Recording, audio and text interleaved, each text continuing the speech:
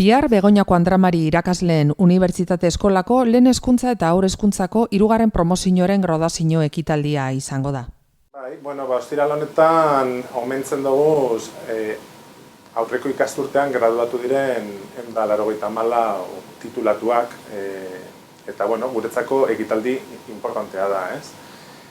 Azken finean ekitaldi horretan aitortzen dugulako bai titulatuek eta baita euren familiek egin daben esfortzu handia, unibertsitate titulu hori lortzeko, ez? Orduan, guretzako ekitaldi berezia eta oso maitea da, eta gainera, titulatuen eta euren familien presentziaz aparte, hainbat gonbidatu edukiko duguz, garrantzi hori azpimarratzeko. Begoñako Andramari irakasleen eskolan urte batzuk egin eta gero, gaur egungo ikasleen behar izanetara egokitutako irakasleak prestetan dabez. Oso tratu familiarra da, oso ondo, oso gustora, danetarik egona, baina ondo, korrekorrean oso ondo. Ekitaldi berezia izango da zalantza barik euskalduna jauregikoa. Bametik igaro diran ikasleentzat eta aurrera begira irakasleak izango diranentzat apartekoa zalantza barik. Beturduritasuna, apurbeturdurik nago, baina esperientzia ona izango da uste dut, eta horitzapena batez ere.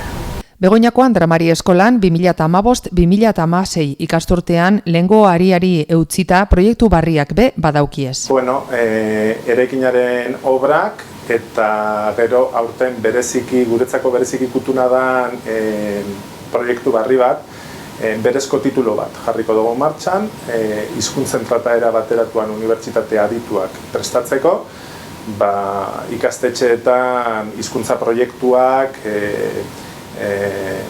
kurrikulum bateratua eta hizkuntzen integrazioarekin lotutako adituak liderrak prestatzeko.